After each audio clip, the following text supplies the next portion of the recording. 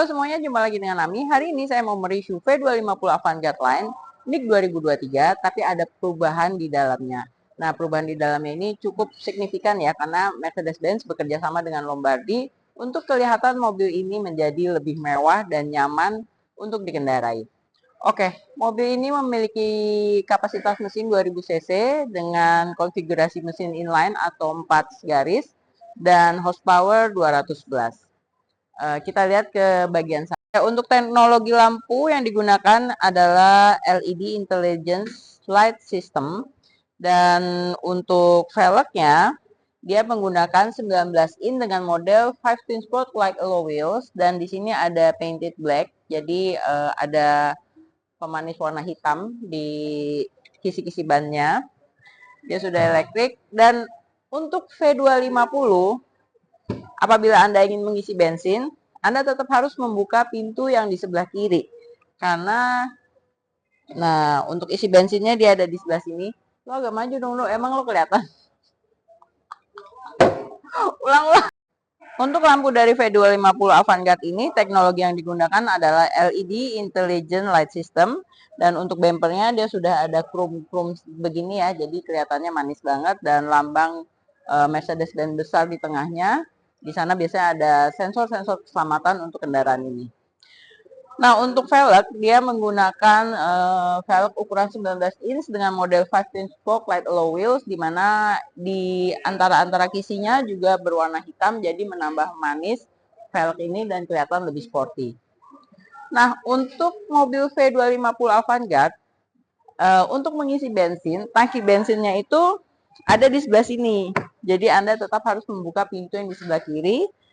Nah, baru untuk mengisi bensinnya di sebelah sini. Oke, kita lihat ke bagian eksterior belakang dari mobil ini. Untuk bagian belakang dari V250 Avantgarde, yang terbaru ini ada tulisan Lombardi, karena kita bekerja sama dengan Lombardi, dan di sini ada tulisan V250. Nah, untuk bagasi, Anda bisa membukanya dengan dua cara. Dari satu, dengan menekan tombol yang di wiper. Jadi di bagian kaca ini akan terbuka. Apabila barang Anda tidak terlalu banyak, Anda bisa membuka yang di bagian wiper ini atau bagian kaca dari bagasi. Atau keseluruhannya.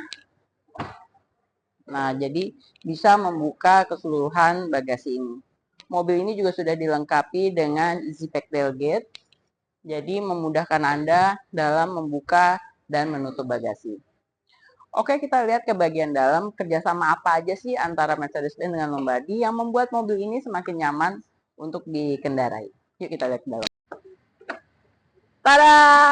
Ini dia yang terbaru antara kerjasama Mercedes-Benz dengan Lombardi. Ada partisi tengahnya. Oke, kita lihat bagian dalamnya. Nah, di sini ada cabin control. Dia bisa mengatur VIP glass, magic window, dan HD screen yang tersedia di dalam. Di sini ada pengaturan volume dan ambient light serta intercom. Jadi Anda bisa berbicara dengan pengemudi tanpa terganggu privasi Anda di dalam kendaraan. Nah, untuk VIP glass ini dia bisa berubah warna, dari bisa dibuka dan ditutup, serta magic window, maksudnya kalau kita tekan, nah dia jadi buram. Jadi yang di depan tidak bisa melihat yang di bagian belakang. Jadi lebih privacy kita sangat terjaga di kendaraan ini. Nah, untuk HD screen sudah pasti sudah ada TV-nya dong. Jadi membuat Anda nyaman banget pada saat perjalanan ke tujuan Anda. Ambient light seperti biasa untuk mengatur lampu, dan intercom itu untuk bicara dengan driver di depan. Untuk yang di TV kita juga sudah menggunakan Android TV, jadi bisa Netflix, Disney, Prime, dan untuk setel YouTube juga di sini kalau Anda ingin menonton YouTube saya. Nah, untuk kacanya dari partisi ini dia sudah double glass ya, kalau bisa kelihatan, jadi menambah privasi untuk yang duduk di belakang dan kekedapan suaranya. Oke, untuk kursi dia ada pengaturannya, ada ada heater dan ada cooler, serta ada pengaturan dua posisi yang berbeda, dan bisa lebih untuk lebih landai. Di sini juga bisa diatur dari electric seat yang ada di sini. Dan kursi ini juga ada bagian kaki, jadi dia akan perjalanan Anda lebih nyaman, nah, nggak capek selama perjalanan. Bisa direbahin juga, cukup rebah, nah, sambil nonton TV yang pasti. Oke, nah untuk bagian lainnya, dia juga dilengkapi dengan speaker. Speakernya, subwoofernya ada di bagian kursi belakang ketiga, baris ketiga. Enaknya mobil ini juga jadi dia lebih terang ya, karena sudah dilengkapi dengan panoramic sliding sunroof yang bisa Anda atur juga dari bagian sebelah belakang atau bagian sebelah depan. Nah, untuk membukanya cukup ditekan satu kali, nanti dia kerennya terbuka. Dan untuk membuka sunroofnya cukup ditekan satu kali lagi, sehingga kaca sunroofnya terbuka semua. Nah, jadi dia sudah panoramic sliding sunroof. Nah, untuk sunroof yang terbuka hanya di bagian yang depan, yang di bagian belakang adalah kaca panoramik. Di tempat untuk konsul membuka dan menutup sunroof tadi, di sini juga ada tombol untuk blower AC dan suhu AC. Jadi untuk AC juga bisa kita atur dari bagian yang sebelah belakang. Di sini ada lampu, di sini ada kisi AC, jadi bisa kita atur sesuai dengan keinginan kita. Dan kursi sudah elektrik, di mana di bagian kursi udah ada heater dan ada cooler. Nah, untuk pengaturannya, dia bisa di memori untuk dua posisi yang berbeda dan satu posisi untuk bisa lebih rebah.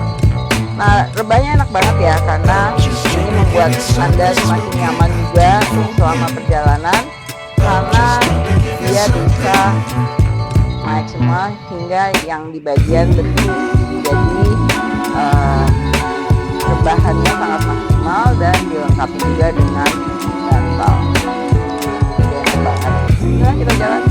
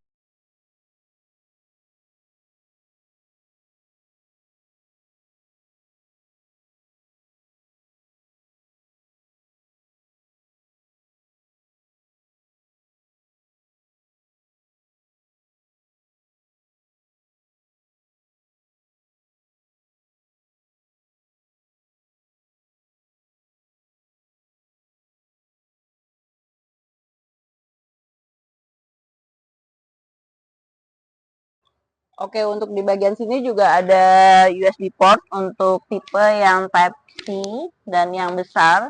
Jadi Anda bisa men-charge handphone Anda. Untuk ke bagian belakang, kita tetap lewat ke sini. Dan di sini ada 3 tempat duduk, jadi lebih luas juga. Di samping-sampingnya ada penyimpanan kecil, dan speaker yang digunakan sudah Burmester. Jadi di bagian belakang juga ada speaker Burmester. Yuk kita bagian fitur-fiturnya, mau tahu dong apa aja sih teknologi yang ada di mobil V250. Yuk kita ke bagian depan. Oke, sekarang kita cek untuk interior dalamnya. Jadi untuk bagian depan ini ada untuk mengunci dan membuka kunci pintu. Terus di sini ada heater dengan tingkat kepanasan sampai 3, jadi ada 1, 2, 3, dan ada pengaturan tempat duduk posisinya, bisa untuk 3 posisi tempat duduk yang berbeda. Dan ini untuk pengaturan spion kiri, spion kanan, dan arah spionnya serta melipat spion. Di sini ada power window dan tempat penyimpanan di bagian samping pintu mobil, dan speaker yang digunakan sudah Burmester.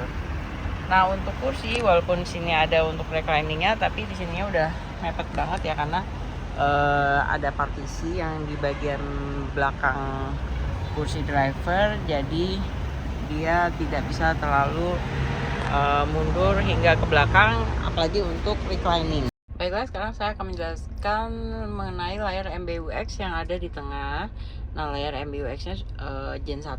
Jadi di sini menunya ada phone, navigasi, radio, media, info, dan settings kendaraan. Nah, untuk di bagian tombol-tombol sini, ini ada untuk temperatur AC, arah blower, dan tinggi blower 1, 2, atau 3, automatic. Ada heater di depan dan heater belakang di sini untuk mengsetel AC dan mensinkronis AC. Dan di sini ada untuk sirkulasi udara di dalam kabin depan ya, karena ada partisinya di belakang, jadi untuk di dalam kabin.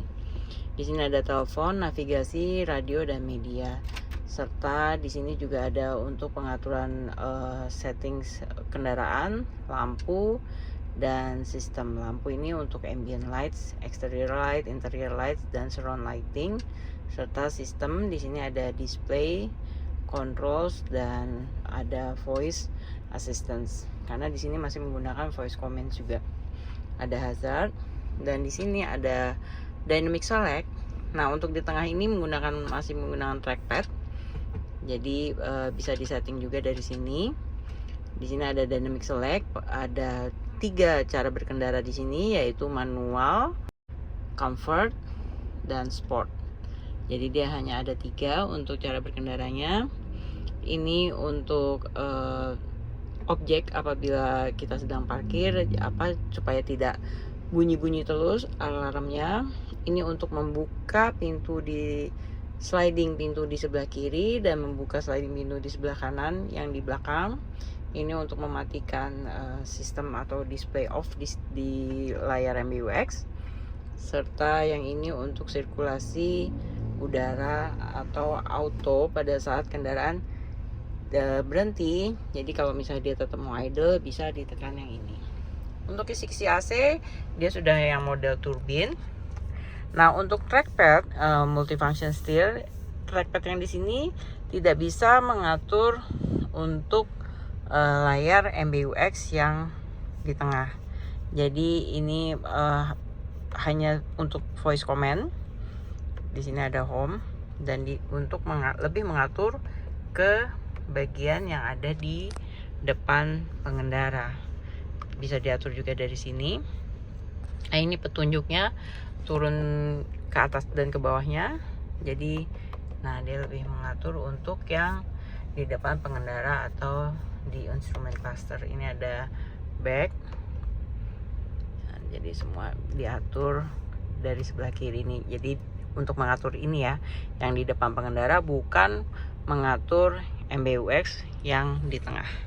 Nah, ini voice command, ini untuk menerima dan menutup telepon serta volume. Di bagian sebelah kiri di sini ada untuk pengaturan wiper, lampu dim, dan sen ke kanan dan ke kiri. Di sini di bawahnya juga ada limiter, serta tilt steering yang digunakan masih manual. Jadi penarik di sini untuk setir masih ditarik, untuk maju mundurnya masih manual atau ke atas dan ke bawah. Jadi untuk menguncinya lagi cukup kembalikan tombol tuas yang ada di sini. Untuk shift gear ada di sebelah kanan, dan untuk parking, kalau kita mau parking kita cukup menekan yang di ujung tuas, maka dia akan sinkronis, handbrake akan ikut aktif pada saat kita parkir. Ada reverse, neutral, dan drive, dia secara otomatis. Dan di sebelah kanan sini ada kamera parkir 360 yang bisa diaktifkan, dan lane keeping assist. Jadi lane keeping assist ini berfungsi apabila kita melewati jalan yang marka jalan yang garisnya tidak putus-putus, dia akan bergetar setirnya, tapi tidak mengembalikan ke tempat semula karena dia bukan aktif lane keeping assist, dia hanya lane keeping assist saja. Untuk lampu, pastikan posisi selalu di auto, dan di sini juga ada untuk merilis dan mengaktifkan handbrake. Oke, itu untuk bagian dari setir di V250. Oke, demikianlah review untuk V250 Avantgarde Line yang bekerja sama antara Mercedes-Benz dengan Lombardi ini, di mana untuk yang mobil ini ada partisi dan ada TV untuk di bagian tengahnya, serta di bagian kursi baris kedua dia sudah electric seat dan bisa rebahan seperti yang Anda lihat tadi. Untuk penambahan-penambahan ini ada biayanya sekitar 300 juta dari harga price list. Nah, untuk melihat lebih dekat silakan datang ke showroom ke PT Suri Motor Indonesia dan Anda bisa lihat sendiri dan melakukan order di showroom kami. Jangan lupa untuk di like, di komen, dan di subscribe video YouTube saya. Dan sampai jumpa lagi di review Mercedes-Benz yang lainnya. Sampai jumpa.